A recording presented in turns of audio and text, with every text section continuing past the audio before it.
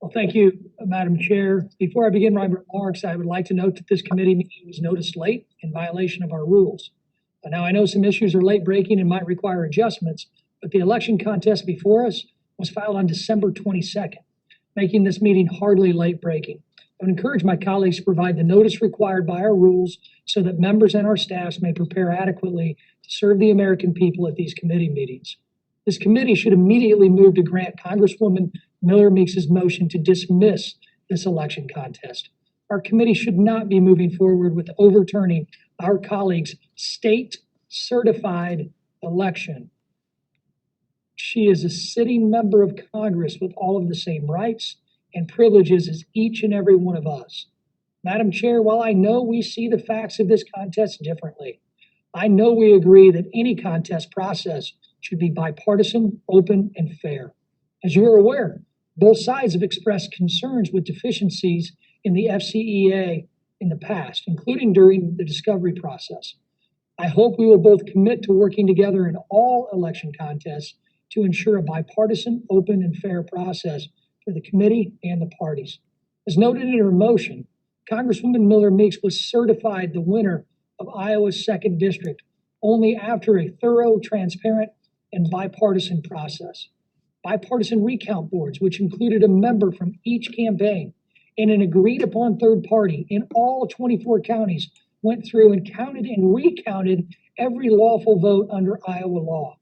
Following this process, Iowa's bipartisan state canvassing board voted unanimously to certify Congresswoman Miller-Meeks the winner. This is a process we can trust. In fact, we already have. At the same time Congresswoman Miller-Meeks was sworn in, 3 other members from Iowa were also sworn in. By moving forward with Rita Hart's complaint, this committee is calling into question every member of Congress elected under Iowa law and, frankly, each of us too. Rita Hart had an opportunity to challenge the claim she's making before the committee in Iowa's impartial court process. She chose not to. That leads me to believe her lawyers knew she could not win under Iowa law. Instead, she's choosing to pursue a partisan process in the House where Democrat members of Congress, not Iowa voters, will determine their representation in Congress. We've seen Democrats do this before, steal a House seat by changing the rules. In 1985, Democrats overturned a House seat by disregarding state law. Ballots that were not legal under state law were now suddenly determined legal votes under new rules invented by a partisan task force who completely rejected state law. This contest was dubbed the Bloody Eighth. This bitter fight dominated this committee for nearly 5 months and eroded public trust in their election process. We should learn from the mistake Democrats made 35 years ago and move to grant Congresswoman Miller-Meeks' motion to dismiss. This would ensure that the votes of each and every Iowan who cast a valid ballot in this race will be counted. The public's distrust in our election process is already higher than it's been in a long time. The partisanship in this House is the highest it's been since I came to Congress, or frankly, since I was working as a staffer on day one in 1997. This committee is only contributing to this partisanship. The first action of this committee was to jam through a nearly 800-page election bill, which every Republican and 1 Democrat even voted against on the floor. Last week and this week, that was last week, and then this week, our second action is to move forward with overturning the election of one of our Republican colleagues.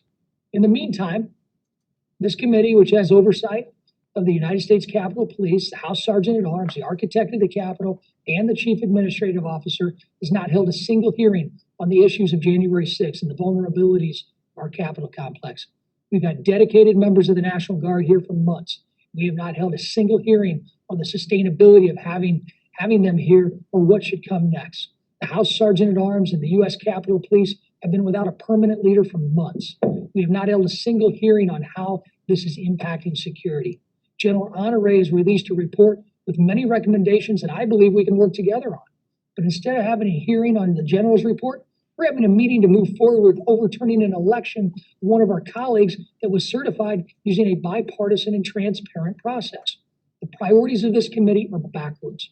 While running for election is a partisan issue in nature, administering and determining the outcome of elections should never be. It would be one of the greatest mistakes this House makes to take up an election contest where the candidate sidestepped the courts and instead turned to a partisan process in the House because they knew they could not win any other way. Sounds familiar, doesn't it? I yield back.